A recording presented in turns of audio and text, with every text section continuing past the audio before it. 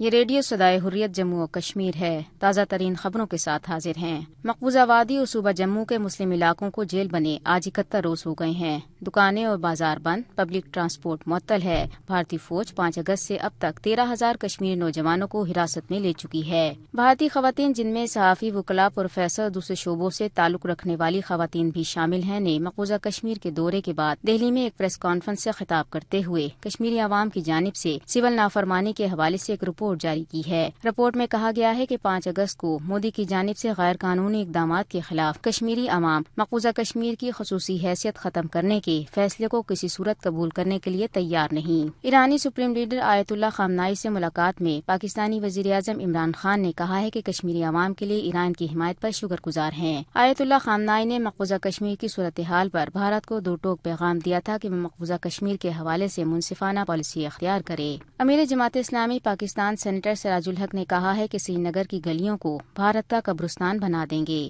حیدرآباد میں کشمیر بچاؤ مارچ سے خطاب کرتے ہوئے انہوں نے کہا کہ مقبوضہ کشمیر میں لاک ڈاؤن کو 71 روز گزر گئے ہیں۔ بلغاریہ سربیا میں بھارتی کانگریس رکن ششی تھرور کے مد مقابل سینٹر رضا ربانی بلا مقابلہ انٹر پارلیمانی یونین کی مرکزی مجلس عامہ کے ممبر منتخب ہو گئے۔ اسپیکرز کانفرنس میں کشمیر کا مسئلہ اٹھائے جانے پر بھارتی وفد آپے سے باہر ہو گیا۔ بھارتی امیدوار نے اپنا نام واپس لینے کا اعلان کیا اور شکست تسلیم کی۔ یہ تھا اب تک کا تازہ ترین۔ ریاست مقبوضہ جموں کشمیر کی حالت بدستور کشیدہ ہے۔ 71 روز سے لاک ڈاؤن، گرفتاریاں اور قید و بند کی صحبتیں کشمیری برداشت کر رہے ہیں۔ اس سب کے باوجود ان کے عزائم میں کوئی کمی واقع نہیں ہوئی۔ کشمیری عوام کسی صورت بھارتی بربریت کو برداشت کرنے کے لیے تیار نہیں ہے۔ مردوں کے علاوہ خواتین بھی اس تحریک میں اپنا بھرپور حصہ ڈال رہی ہیں۔ ایک متاثرہ بہن جس کے خاندان کے تمام مردوں کو بھارتی فوج اٹھا کر لے گئی ہے، وہ کہتی ہیں اگر ہمارے بھائیوں کو نہیں چھوڑا، ہم اتنا آج کہتے ہم برداشت کر رہے ہیں تو ہم سب مرنے کے لیے تیار ہیں۔ ہم گورنمنٹ سے کہتے ہیں آپ آئیے ہمارے گھر، ہم سب کو گولی ماریے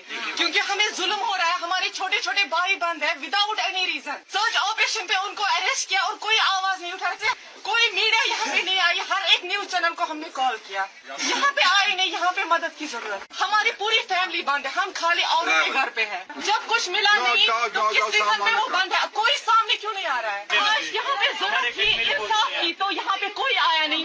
عورتوں کو دن بھر 5 بار ہمیں گھر آتے ہیں اور پتا بھی ہے خالی فیمیل سے گھر پہ پھر بھی گھر آتے ہیں۔ آج 2:30 بجے گھس گئے رات کے گھر۔ یہ کون سا انصاف ہے؟ یہ کون سی گورنمنٹ ہے؟ ہم انصاف چاہتے ہیں اور ہمارے بھائیوں کو ابھی چھوڑنا چاہیے اور ان کو کبھی کوئی ہاتھ نہیں لگانا چاہیے۔ بھارت نے ریاست مقبوضہ جموں کشمیر میں ظلم کے پہاڑ توڑ دیے، لیکن یہ بات اظہر من الشمس ہے کہ بھارت جتنا چاہے ظلم ڈھائے، کشمیری اس کی چالوں اور سازشوں کو کسی صورت کامیاب نہیں ہونے دیں گے۔